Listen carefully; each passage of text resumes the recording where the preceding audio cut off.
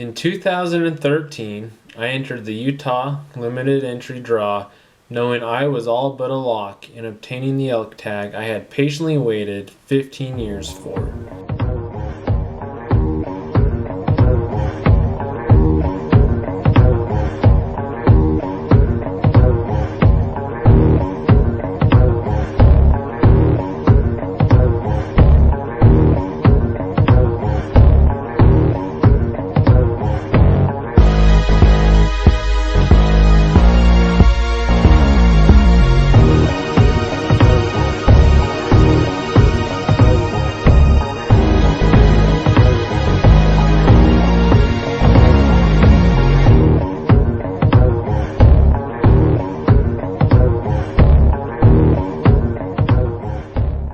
My goals and desires for this tag were to find a great looking 6-point that had a solid back end.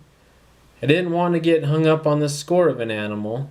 I knew that the unit held a few 350-inch type plus bulls, but the likelihood of something smaller was a higher possibility. I had 3 weeks of free time before the start of hunting season, and I was quickly realizing that there was still a lot to the unit that I was uneducated with.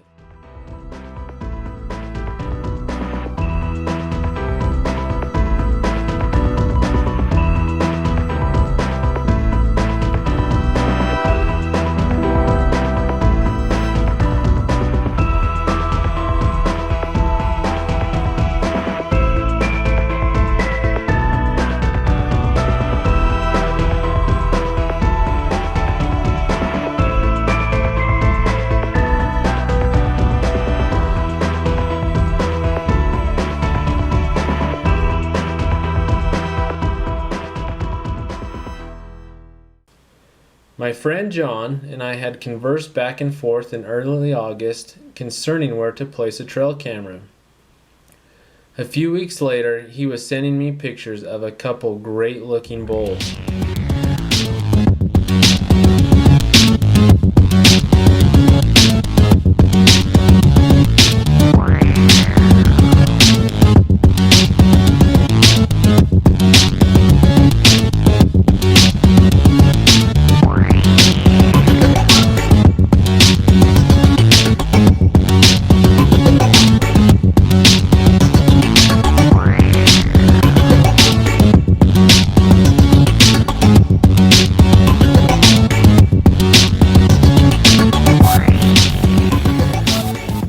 One was a nice looking 6x6 that had some neat character with the way his points curled.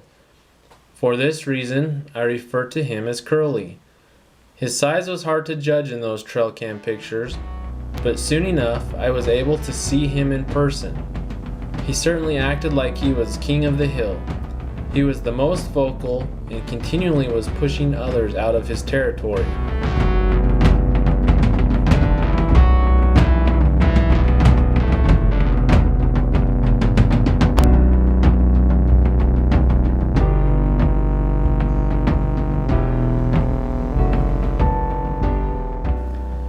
Curly was a nice bull, but I had my sights on a different bull that had crossed John's trail camera.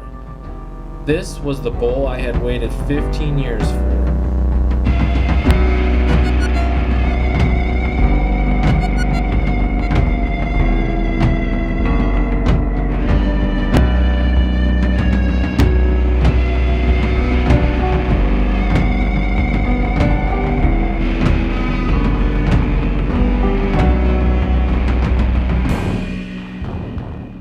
He was heavy and mature with good length. His royals earned him the nickname 4th Gen. A day didn't go by where I didn't stare at those pictures. It wasn't until just before Labor Day that he came out of his hiding place. I was able to watch and get some great video of him out in the open.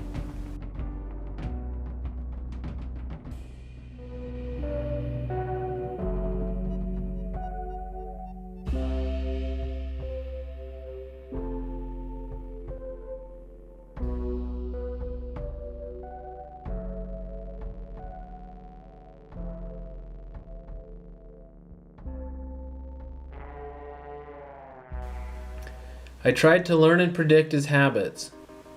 However, this would be the one and only time I would lay eyes on him alive.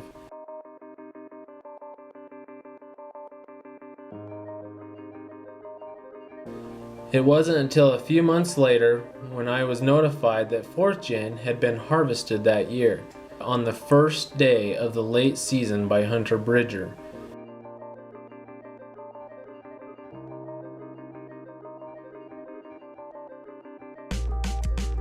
John and I were able to meet with Bridger and see 4th Gen's headgear and swap stories.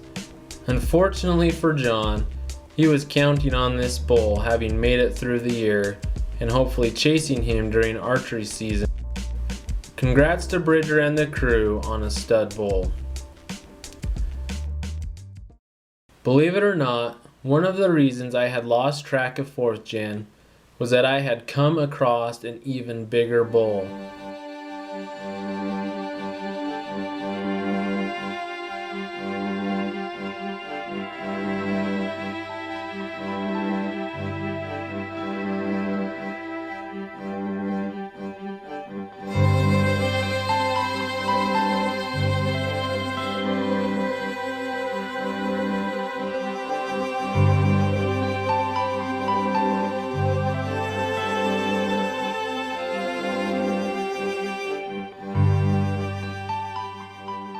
On an evening search for 4th Gen, I heard bugling on a distant ridge. Just before dark, I was able to spot a nice bull, but was unable to identify it. I visited with an acquaintance whose boy was chasing the bull. It took a day or two before I laid eyes on the bull again.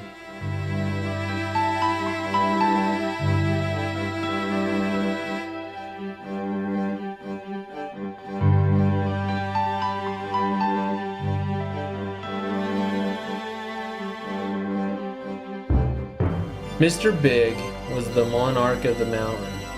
He was one of the prettiest bulls I have seen. Every morning and evening from then on was spent watching this bull. He was consistent with his habits, but he did not get that big for no reason. He would make his way down the mountain just before dark with his dozen cows, then feed and drink in the valley before rounding them back up before the sun hit. A number of bow hunters began chasing Mr. Big, but he outsmarted them all. The pressure caused him to lose all but 4 cows one morning, and a couple days before the rifle opener, I watched him get out of Dodge.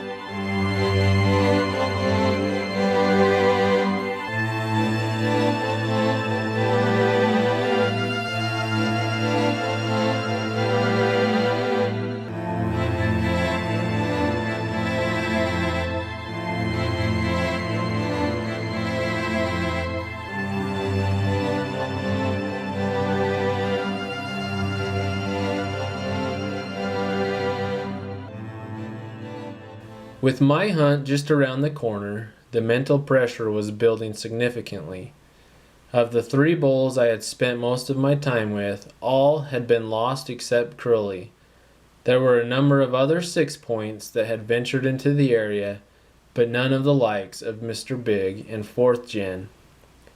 The season was 9 days long, of which my brother Brock was going to be able to spend the first 4 days with me. But other than that, there was no guarantee of any other help. This was my first time trying to document and film my hunting experience. I regret that I didn't attempt to film much during the actual hunting season, but it was time for business.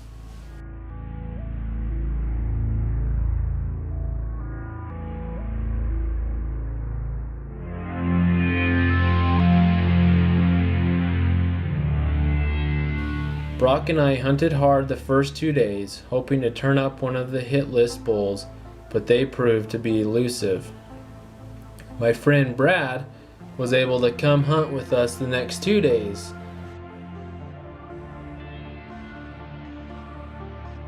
There were very few opportunities encountered. The hunting pressure was high, and the bulls were quiet.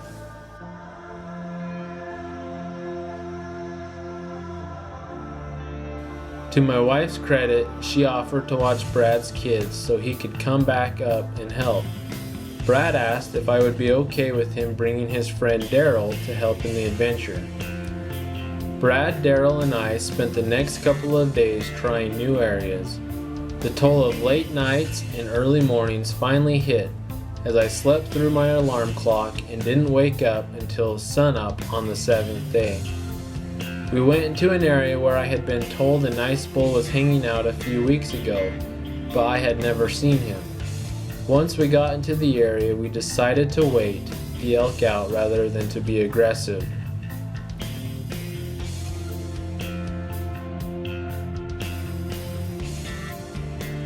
At about 4 p.m., a bull began bugling, and Daryl was the first to spot him through the trees. The bull was making his way straight towards us. He finally hit a clearing at 217 yards when he turned broadside at me. The crack of the 180 grain Nosler Accubon for my 300 short mag hit him right in the pocket. Here's Spencer's 2013 bull. We just smoked him, and he is a pretty bugger. What do you got to say, Spencer? Happy, man. It's been a long, hard hunt, hasn't it? Been hard. It's day 6, I think. Yep. Heard this guy early morning, sat on him all day. Finally came out. Done deal.